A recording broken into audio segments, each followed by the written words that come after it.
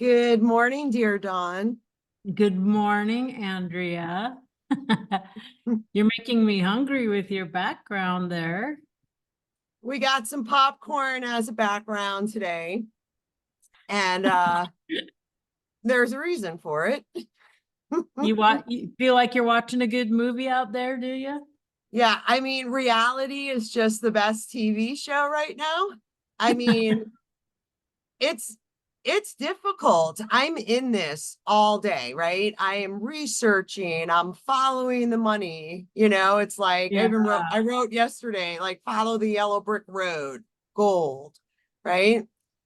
And it is, I don't even have words to explain how messed up our government is.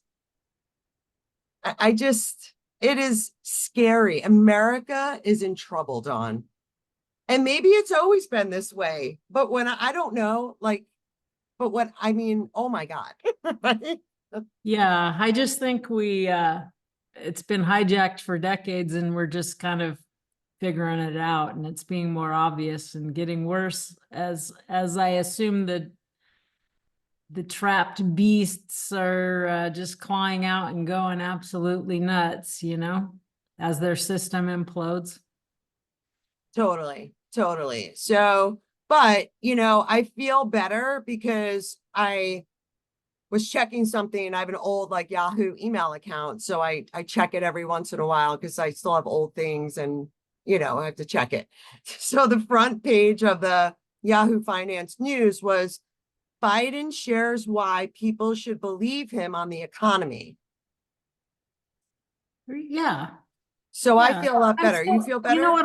I do feel better. And would you please help me out? Because I would like to believe Biden. He's one of my favorite people. It makes me feel good to feel that the people that are in power are actually have my best interest in mind. That must make me feel safe. Yeah. And Dawn and I are going to share a video, right, Dawn? So we're going to show how secure and trustworthy our economy is. Yeah, and intelligent and yeah, capable. Yeah, so super intelligent. I feel so much better. Yeah. So we're going to show a clip it's from a documentary called Finding the Money. Jared Bernstein or Jason Bernstein, he's the chair of the Council of Economic Advisors for Biden. Okay. And he must be pretty smart. He's a really smart guy then. Probably knows what's going on. Right. So smart, has a great concept of what is going on. My wife is laughing in the background. She's shaking. Don't laugh. This is serious. Rowan, please. Some respect. Show Biden some respect. My goodness. So again, we have nothing to worry about. Oh, we're moving in a good direction. I feel happy now. Yeah. I mean, they should just go ahead and ban crypto. That's what they're trying to do, because this is how strong our leadership is in America right now. So let's share the screen and play it. That's good. Yeah. Let's play this. All right. Here we go. The U.S. government can't go bankrupt because we can print our own money.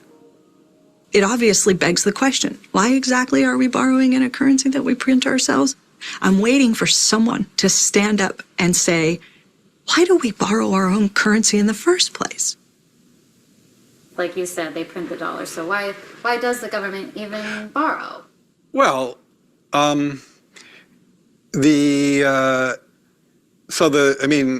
again, some of this stuff gets, some of the language some of the language and concepts are just confusing. I mean, the government definitely prints money, and it definitely lends that money, which is why the government definitely prints money, and then it lends that money by selling bonds. Is that what they do? They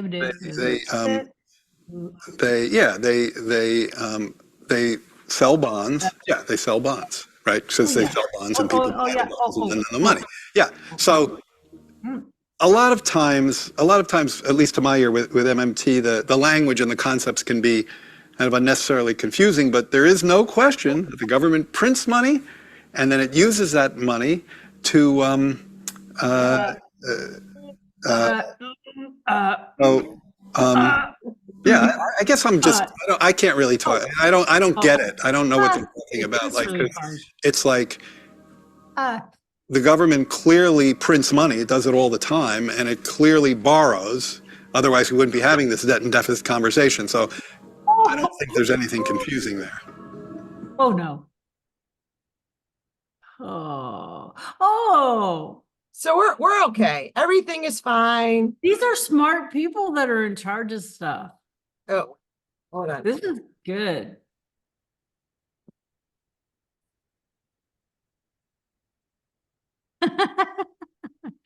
We're Yeah, good. We're You know good, what? That right? explained a lot. I feel like I know a lot more now after listening to, that stuttering monologue. Yeah, really smart people. Yeah, our economy is solid. The dollar, I have no concerns about the dollar. Inflation's transitory. We're gonna get back on track. We have strong leadership. I mean, Yeah, if you just pretend it's okay, it's okay. I mean, because we can create whatever we want, right? So if we just believe everything's great, it will be great. And part of that's true, and part of that's not true. I wonder.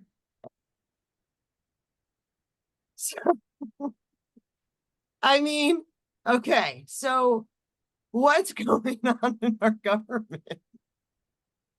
Yeah. Do they just appoint their friends, pay them a bunch of money, and they just like play golf? I don't know. Yeah, well, it just seems to me that it's clear that they're trying to got asked a point blank question, and it's their job to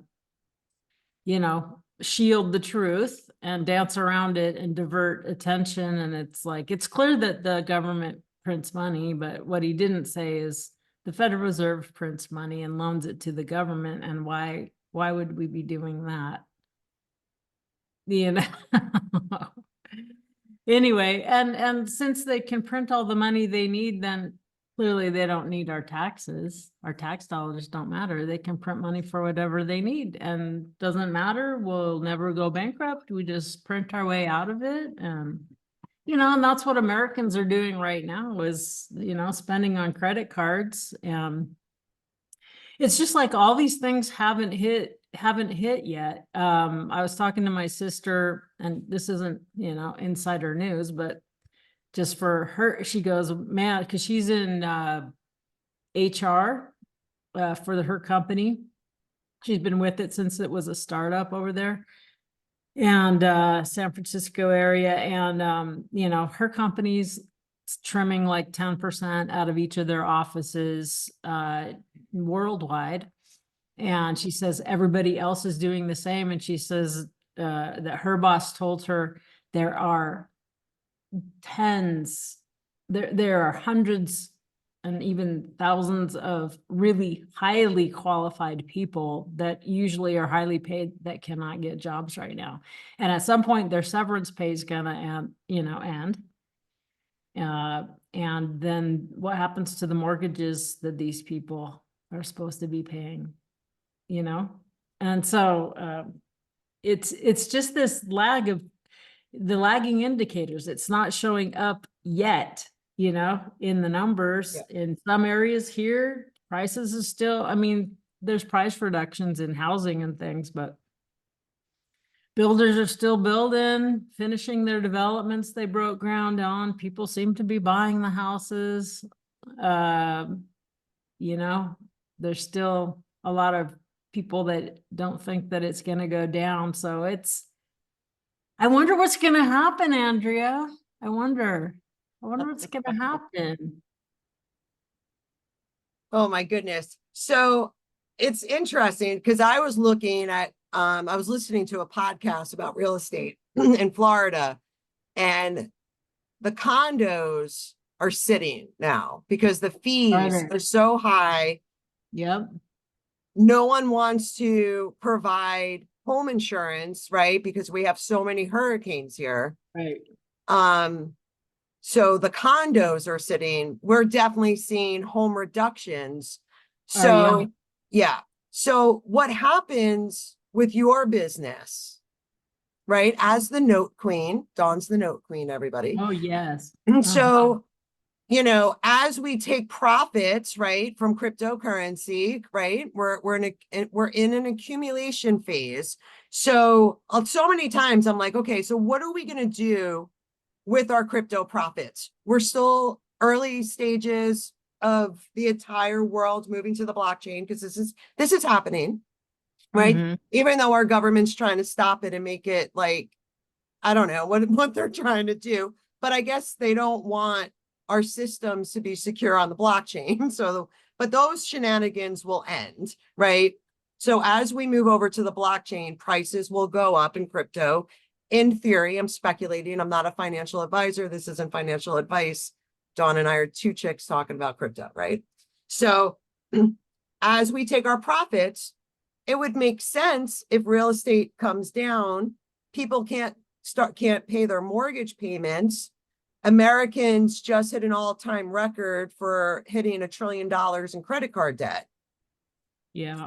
So the people who have been able to diversify their assets, their funds, right?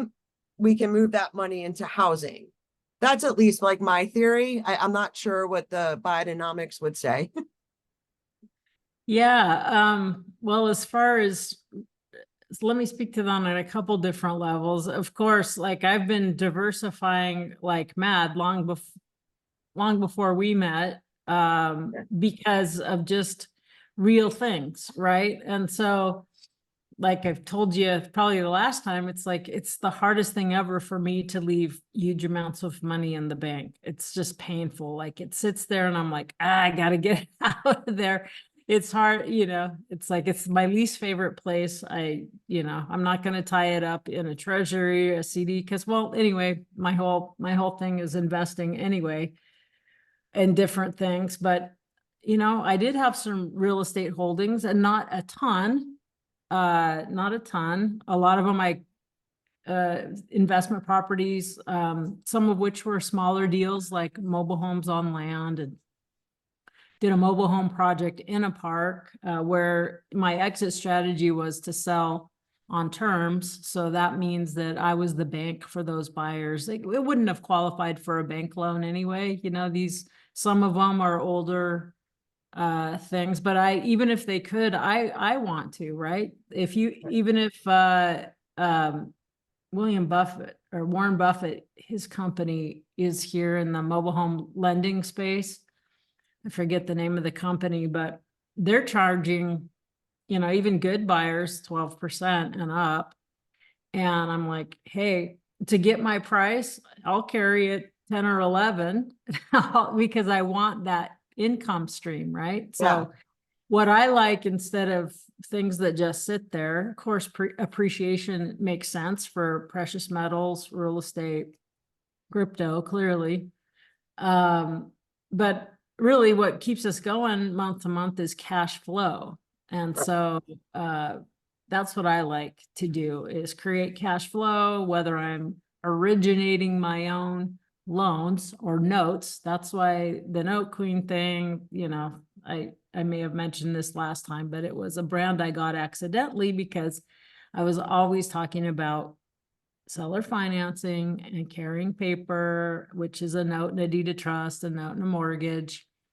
And I always wanted our company to shift over into buying on those terms instead of all cash, because then I could get the sellers, because what they wanted is defer capital gains, have a good income for retirement, and leave a great inheritance. I go, well, if they offer owner financing, they just don't know what owner financing is, and nobody in their world, not their attorney, not their accountant, not their realtors, no one's there.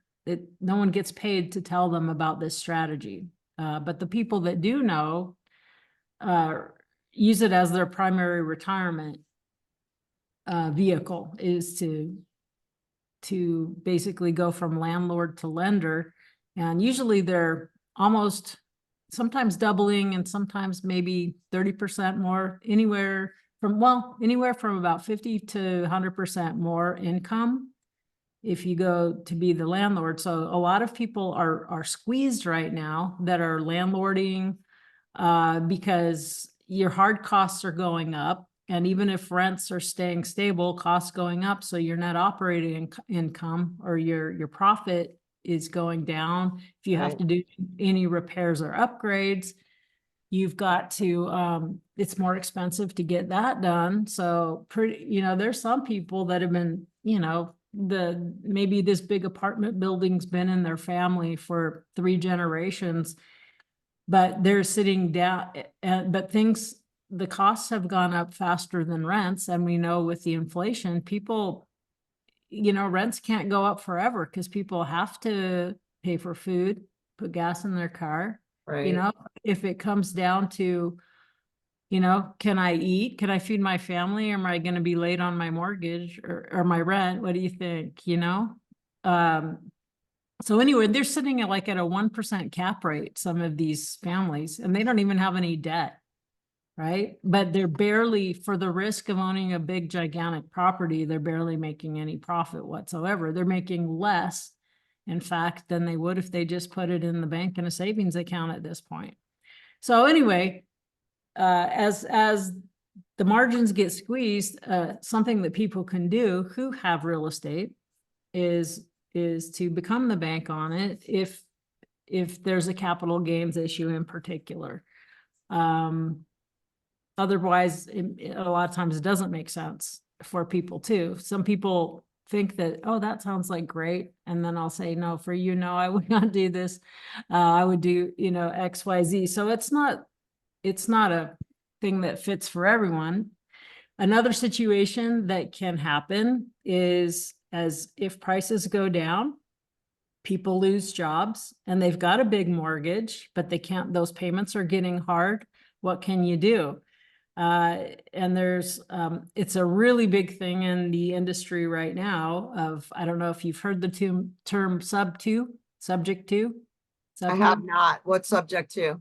Yeah, so that term is, it means someone buys your property from you, but takes it subject to, subject, subject to the existing loan, meaning if you probably have, if you got a loan before they went up, you might have a 3 or 4% loan fully amortized over 30 years. If you'll leave that in place, your loan stays in place, but you sell the property to someone else who can take over your payments. So you're not sitting at, because a lot of times people don't even have the 5% for commissions, their loan's 500,000 and they owe 500,000. And so they can't even afford to list the property or do any repairs. Right. And so that's a big thing. In fact, just to show you what is happening when people are not exactly knowing what they're doing, but if you're the buyer, this is good. If you're looking to buy, there are guys out there that are all day long getting under title to property. And if you can't qualify for a bank loan, but you can afford the payment, this is a great strategy, is take over somebody's loan, but you got to do it the right way, or else that loan has a high chance of getting called or accelerated. The bank goes, hey, this is not the person we lent the money to. We're gonna take the property back right now.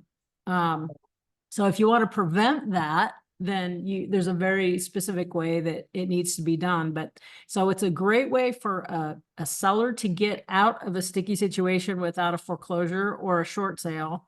And it's a great way for someone who has money and can afford it to come in and take over that loan. So that's subject to. So that's going to become, as things get harder and harder and people run out of room on their credit cards, they're going to need an out. And most buyers, myself included, if I get good terms, I'll pay higher than average price, right? So if I get below market terms and instead of having to borrow at 7%, if I could take over a 3.5% loan, I can pay the price that the seller needs, right? I can get them out without, a foreclosure. So whether you're selling and need out of a situation or you're buying and you don't want to have to qualify for the bank and you want to take over 3.5% paper, you just need to know how to write those write those offers, because investors, it's all the rage. There must be a few gurus out there just pushing it, and people are, of course, the wholesalers, and a lot of them are doing it unethically and incorrectly, which I object to, because that's going to lead to a lot of regulation, and because people aren't taking the necessary precautions and doing things legally. Right. But anyway, if done correctly, it's a great way to acquire property with, not always a lot of money out of your pocket, but you do need to have solid cash flow to do it. There's a guy that, just 2 weeks ago, he was saying, so anyway, I guess he's been a real estate investor, and he's a property manager for other people who own properties free and clear. And you know what? He's not embarrassed to ask them for 0% financing at 5%. So he's got like 10 properties under contract in the last 2-3 months. He owns 10 properties that are cash flowing with 0 down and 5% interest only per month. Now, I don't think that's fair for the sellers, because they don't know the risk that they've taken, but he asked for it and they said yes, because they wanted out of landlording, right? And so there's a lot of value to the strategy, but depending on which side you're sitting on, you have to be aware of what the risks and rewards are. So anyway, I like things that appreciate, but let's say just like right now, we're in an accumulation zone for crypto. It's not the time for selling crypto and taking profits yet. Correct. Same with gold and silver. It's not time. And my land that I kept and real estate that I keep, I have personal use, and I'm, I own them free and clear. I don't like leverage on my, like leverage on my, the ththings that feed me and house me. I don't, even though that may be not smart. You're supposed to borrow money because you can pay it with inflated dollars, But other than that, we need cash flow. We need things that come in every month. So that's why I like the note business, being the lender, and buying other people's notes. They carry them, I buy them. Anything that creates cash flow is, helps you kind of float, while you're waiting for the appreciation, and then you take the profits, and then, then it maybe at that point later this year, next year, real estate, in fact, I was just on a big walk this morning for an hour between 6 and 7 in the morning. I love going out and watching the sunrise. And behind the house here's maybe 70, 80 acres. That's still just like sagebrush, it's just like kind of wildish back in there. Yeah. And I love Yeah. that. And I'm just walking it, and I'm going, when the market, and I can see that I did a little research. I could see that over the last 5 years, they've tried to sell, took it off the market. So I'm waiting for the market to really crash, so that people sitting on raw land and all they're doing is writing taxes every year, till they're like, because then I'm going to hit them with an offer, because I'll have profits to what am I going to do? My crypto stuff. I'll have profits to throw into land. And not that I'm going to develop all of it, but I don't want anyone putting up a chain and saying that I can't ride my quad back there, or my grandbabies can't play back there when they come, So yeah, I'm strategically going, I think the profits in these other things are going to come up at the same time. Real estate's kind of going to go like this. And so that's one of the things. The other thing I was thinking too, that has nothing to do with real estate, is the infinite banking insurance product that is quite interesting. So You want to talk a little bit about that? I'm going to have to look into that. Yeah, it's called infinite banking. It's an insurance product, and I listened to a presentation. I don't understand the total ins and outs, but what I gather is I don't know how they do it, but you have a certain minimum return they're going to give you. There's upside, unlimited upside, minimal downside. But the thing that I like, even if there's 0% on it, is let's say I put $1 million in there. Well, I can borrow from that if I want to, And if I don't end up paying it back, oh well. So it's basically money that's just sitting there. And I want to say it's not taxable in a certain way. I'd have to listen to it again, but it's something I learned just enough about it to know I'm going to revisit that idea Yeah. later, because then that's, you know, even if they're only spitting out 4% interest, even they say, oh, the minimum's 8%. I'm going, well, I don't believe that. I don't know that the world can sustain those returns unless they're the ones printing money and pulling the strings of everything, you know, just a different way to diversify, you know, so that there again, I'll probably throw more things into notes, receivables, cash flow, things, maybe some businesses, buy businesses that are sustainable and help us, you know, grow into the new economy. Set up, probably set up a nonprofit or some sort of foundation. But just things that will help the community and heal the world once we're that everyone's going like, wow. You know, I just want solutions when we're on the other side of the crazy that's getting ready to, you know, unleash solutions, businesses, little parallel economies, things that support people and create cash flow. And then I don't want to have to work much when the grandbabies do come along. I'm going to want to just be at the top pulling the strings and just sort of putter around in my really boring, joyful life. I love that. I love my simple life. Just going out, weeding, walking, making things grow. Just real simple. Makes me super happy.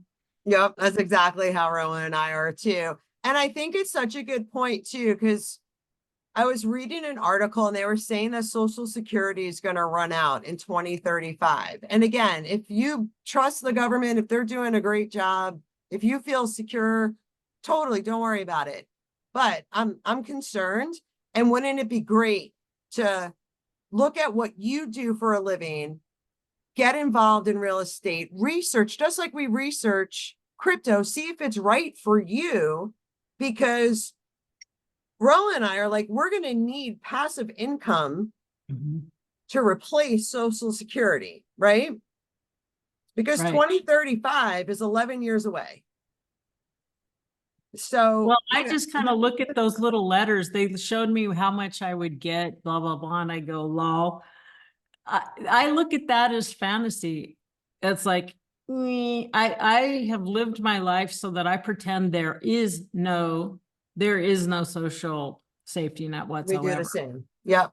Yeah. If I get a couple shekels and I can buy a cup of coffee once a month with what they send me, great, you know, whatever. But I told my sister too, she's in the California Teachers Association. She's in the union, has a great pension. I said, that's wonderful, but don't count on it. Make it live like it's going to be a bonus and nice surprise if it's really there. Right? Because they have unfunded liabilities. They cannot possibly. And then, okay, if they print money, just like our friend Jason in the beginning inspired us so well with, well, then it doesn't matter, because that causes more inflation that makes everything less affordable for you anyway. So I mean, that was fun that she's like, oh, okay, I'm gonna not count on it, you know, like it's nice if it'll be there, even if it only buys a third of the stuff by that time. Right. But anyway. No, absolutely. And then, the BRICS nations, they're meeting in October, right? Brazil, Russia, India, China, South Africa. 40 more nations want to join their trading coalition, and they're all going to be trading with, their own currency, maybe backed by gold, commodities. They're making an official announcement in October. And I'm just, again, it's like, if that money, those dollars, when other countries aren't using our dollars, those dollars come back to America, and that causes more inflation. So it's going to be super interesting. And again, it's just like, we're shifting into a new economy, right? So we need to like shift our thinking. We're not going back to the way the world was. We're Never entering, ever. right, ever. It's done. It's dead, right? And we're moving into this new world. So diversifying into this new world, learning about what the note queen does, and figure out what works for us, right? Long term, how can we get ourselves set up so we can buy the seeds we need to plant our organic food, right? So Right, so I whatever mean, it is. yeah, so I'm looking at all this acreage back here, and not only do I want an exit, because I got the river over on that side, and this is 100-year flood area. So if there's ever a flood, I can't get out this way. Yeah. I want to have easements or own the land back this way, besides all the fun things I want to do. And then I'm looking at, if I were to develop some of its commercial frontage, I'm like, I'm gonna grow food. I'm gonna put up these big, and it'll be like, a little food sanctuary, but it has to be protected in hydroponic sort of big operation. But I go, that's what I'm gonna do as like a little business, is I'm gonna turn all of that land back where it won't bother me. I won't see it. It'll be right on the highway, that's what I would do as a business, like get people growing food locally. Yeah, Right. for sure. For sure. No, I love it. So if people want to reach out to you, Dawn, how can they find you? And everything will be in the description as well. Oh, okay. Thank you. Yeah. Well, my website is notequeen.com. It's sort of an overwhelming resume of, I think, of 20 years or my life's work on this since I quit my nursing job in 2004. But you can go there a couple times a month. I hold a free, just like this, free chat, Q&A. I do a little training, take Q&A. Anyone who has scenarios, run over them. You can see that it's called you can sign up for the next one. I don't know if anyway, it's called Property and Paper Live. So propertyandpaper.com. You can usually use that link, if it's not between, when you have to change the forwarding on your DNS at GoDaddy, it can take up to 2 days for it to populate, but that's how you can register if you're interested in just hopping on a live call. Otherwise, I do have a variety of ways to connect, both free and paid, depending on, what it is you want to do. But I would say just, if you're interested, just sign up, subscribe to my email list and hop on the calls. And I'm always putting stuff up on podcast and YouTube. And now my business coach people are telling me, and I'm trying to show up on LinkedIn, and it's just painful, but LinkedIn and Facebook and Instagram, it's a lot. And I don't naturally love social media, but that's technically a place I'm supposed to say where you can find me. And maybe I'll even see a message and maybe even message back. Anyway, I'm just trying to get around, just helping to get the word out. So, thank you for letting me know. Yeah, it's like or letting me say that, letting people know. It's like, I think we were talking before we started the recording, but it's still an accumulation zone for here just a little bit more, right? A few weeks at the most. And it just feels like a weird kind of time where, and if people haven't prepared yet, I'm sure everyone who's tapped into you can this survive at least 1 month with not going to the store, not ordering from Amazon. You need to be self-sufficient for 1 month for water, everything, power, backup power, medicines. I just feel like it's like this little lull. Like if you haven't prepared, if you haven't taken your IRA at Schwab or Fidelity and turned into, done a rollover for some gold and silver yet, or some crypto yet, you got a little bit more time. Yep. But not much. I mean, my brother-in-law, I guess, I'm not married anymore, but the ex thing just doesn't make sense.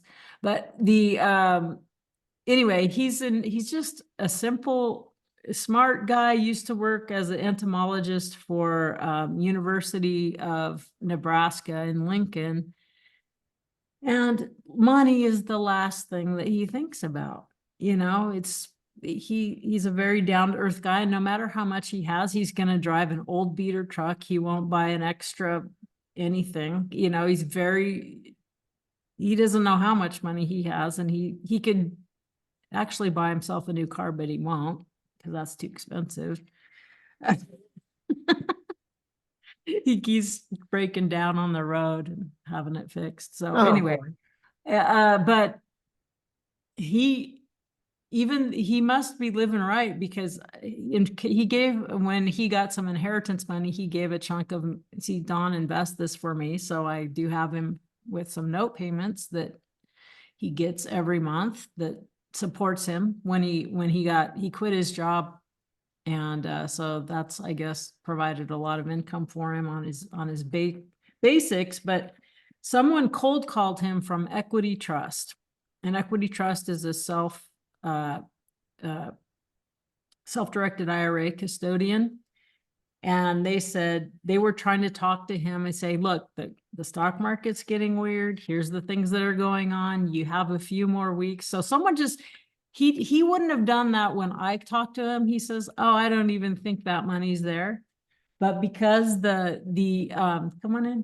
because the interest rates, or because everything's been inflated, like his 100 grand turned into 200 grand while he was not thinking about it. He says, Don, these people said I should roll over into gold and silver and some other things, and I don't understand what they're saying. And I go, you're living right, Terry, because this is God giving you a chance. And I agree 100%. And you go cooperate, and you that's have it. a tiny little window, right? To get positioned. Anything you've left undone, you just have a little bit more time, is what I'm thinking. So Yeah, I agree. I mean, we got 287 banks in jeopardy of failing. Our awesome government won't tell us which ones they are because they're worried about bank runs. And at the same time, the second largest bank in Europe just bought $40,000 worth of Bitcoin. wow. Everyone's buying Bitcoin. Every company, every bank is going to add Bitcoin to their treasury. And it's like Bitcoin, gold, silver, food, water, shelter, energy. Everyone needs to get their stuff together. So if something happens, and let's pray that nothing happens, but Right. just in case if something happens, then you don't have to be scared. You don't have to Right. like be panicked, and like, it's hard to think when something goes down, Right. and as Americans, we've never lived through a serious crisis that we're in right now. Right. So, I mean, our grandparents went through the Depression, but most of us have no memory of that in ourselves at all. exactly. And I think that's about where we're going to get some chances to understand kind of some things in the next few weeks and months here. So That's it. That's it. Well, thanks so much for coming on. Yeah, It's been thank fun. you. Thanks for Appreciate sharing it. your knowledge. I would highly recommend reach out to Dawn. We got to figure out where we're going to be making profits, over the next 6 months to a year. Who knows? But we'll be taking profits. Sure will. All right. Awesome. Well, All until right, take next care. time, you All got right, it. What do take we care. say, Dawn? Don't forget. Bottle on. Bottle on, y'all. Bye-bye. Bye.